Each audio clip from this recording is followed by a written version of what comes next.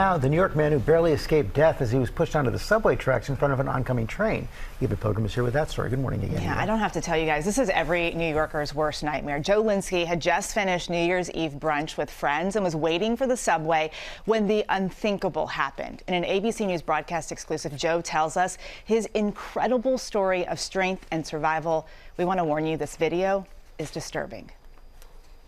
I just thought, I've been pushed and I'm going to die. In a split second, Joe Lynskey's life changed forever. You can see Joe standing on the platform as the train approaches. That's when a man in a dark jacket walks by and suddenly turns, pushing Joe into the path of that oncoming train. And the next thing I know, I was flying through the air and I saw the two lights of the train in my face and I could make out the shape of the conductor, and then I crashed into the tracks and I smacked my head open on the ground. At the point that you're laying on the tracks, do you realize that the train's coming? It happened in a flash. When I was midair, I knew that I had been pushed. While he survived the initial push, the 45-year-old knew he wasn't out of danger. The third rail, explain it for people who aren't New Yorkers. Why is that so dangerous? So there's a third rail that runs along the entirety of the MTA system. It's the electrified rail.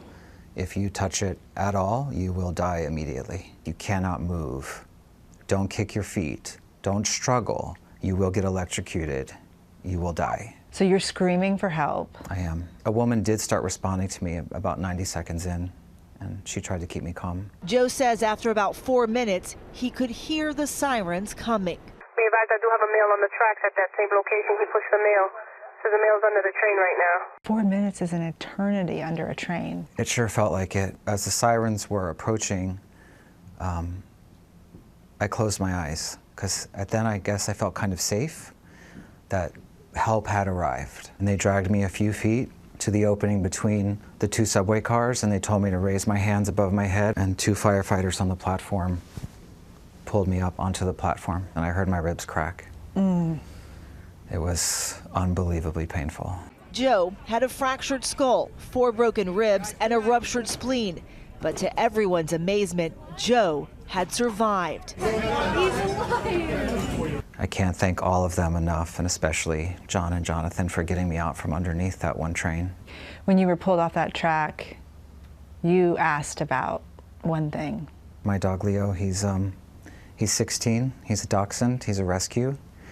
So I looked at the firefighters and I said, I know I'm really, really hurt. I'm hurt really bad, but you need to help me get to my dog.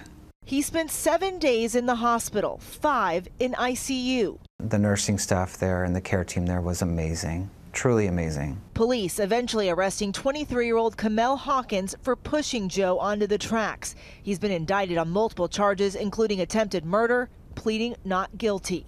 Anything you would say to that person? I'm choosing not to focus on the anger, resentment, or negativity. He's 23. I don't know much about him. I'm focusing on healing, recovering, getting myself back to my life. These sneakers, the shoes he was wearing that day, a reminder of what happened and what he's overcome. These are my pink Air Force Ones. I was going to a Wicked-themed New Year's Eve party. I think I'm going to put them in a glass box of some sort. Has this changed anything for you? My whole life has changed.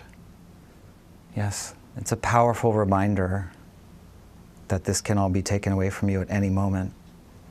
And you have to keep going. Life is too short. And I'm going to keep going. Absolutely. Joe knows he is so lucky. An inch or a millimeter or a second difference could have changed absolutely everything for him on that day. The firefighters at that particular firehouse had just done training to rescue someone pushed onto the subway tracks the day before this happened. Their training very fresh in their minds. Joe's hoping to meet those two heroes soon. And he says he knows he has a long road of recovery ahead of them, but he is just grateful to be alive and says, he's going to get back on the subway. Wow. That was a great interview, Eva. What a remarkable man. An incredible, positive man. Lessons for us all. Thank you so much.